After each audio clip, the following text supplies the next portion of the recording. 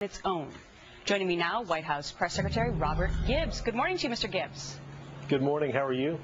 I'm doing just fine. So the big question today is why now? Why not wait until Iraq is a bit more stable? Why tonight? Well, look, I think Iraq is very stable right now. We have, despite the fact that there's still violence in Iraq, and there certainly will continue to be, as General Ray Odierno told the president in the Situation Room a few weeks ago, it's among the lowest in measurable violence that we've seen in the 7.5 years that American troops have been in Iraq. There's no doubt that we're still in the midst of government formation, but the Iraqi security forces provide the security for that election. And I think what's important today is that as we transition out of our combat role to assisting the Iraqis, the future and the history of Iraq will be written by and be responsible. The Iraqis will be responsible for writing that. Mm-hmm. Will President Obama recognize the success of the surge put in place by President Bush tonight? Well, look, there's no doubt that first and foremost that the men and women in our uniform and the sacrifices that I think we are all in awe of, the president will laud today both at Fort Bliss when he stops there as well as in his speech. I don't think there's any doubt, as candidate Obama said, that adding 20,000 men and women into Iraq would improve the security situation. I think along with a series of other things. No, excuse me, back in 2007 he said he was against the surge. No, he said he was against the surge. He said there was no doubt that adding 20,000 men and women would improve the security situation. But as we know, our efforts in Iraq weren't going to be done simply militarily, Gretchen. There had to be a political accommodation. We had sectarian violence between Sunni, Shia, and Kurd. And quite frankly, the Sunni and the Shia and the Kurd had to decide that they were going to live and work together for an Iraq that met their future needs and not fight each other. I think that's why we're at this moment, and that's what the president's going to mark. So that will be the way in which the president will address his flip-flop on the issue tonight. Gretchen, I'm happy to spend a lot of time looking back at decisions 4 years ago or even 7.5 years ago. I think what's important while you guys play political games is the president to laud our men and women and to mark the end of our combat mission. No political games here. I think a lot of people in the American public are wanting to know what the president will say and how he'll rectify what he said back in 2007. Let me ask you this. Word on the street has been that the president will call President Bush today. What will he say when he calls President Bush? Well, I think the president will talk about the situation in Iraq, thank the president for his service, for his love of country, and I think they'll have a nice, private, quiet conversation about what's going on in the world. Will President Obama credit President Bush tonight in his speech for the success in Iraq? Again, Gretchen, I think you've asked me this question twice, and I've given you an answer. This is the first time I've asked you the question. Will President Obama thank President Bush tonight during his speech for the success of the surge?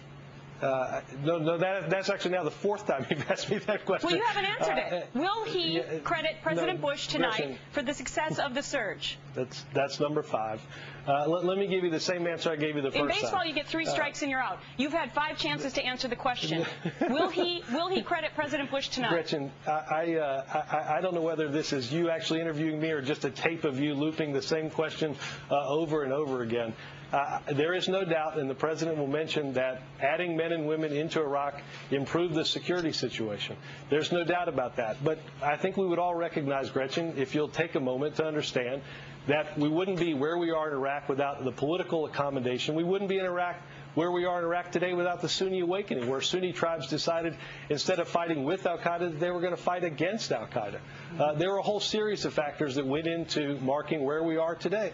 I'd have one question for you, Gretchen. Do you support the fact that the president's pulling out more than 90,000 troops today and ending our combat mission there? This is not an interview of Gretchen Carlson. This is an interview with the spokesperson of President Obama on one of the most important issues facing the American public today. That's my one question for you, and I can even ask it 5 more times. Well, that would be very cute, I guess. Let's go back to why tonight, because you have Michael O'Hanlon, who's from the Brookings Institute, saying that this is not the right time for a victory lap. If I were him, speaking to the president, I would wait until they had a government and do it with Iraqis together. How would you respond to Mr. O'Hanlon on that? Well, look, Gretchen, I've said this before. This is not a victory lap. You're not going to see any mission accomplished banners that will be unfurled, and you won't hear the president say the words mission accomplished. We understand that violence will still continue. We understand we still have troops there.